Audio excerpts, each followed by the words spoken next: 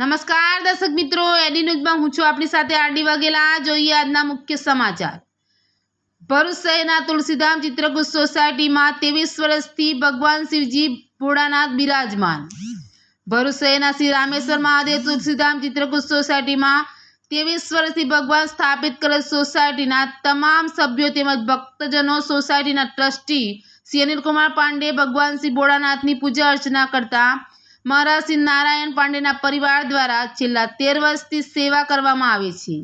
હિન્દુઓનો પવિત્ર શ્રાવણ માસમાં દર સોમવારના દિવસે અલગ અલગ રૂપથી ભગવાન ભોળાનાથને શણગારવામાં આવે છે।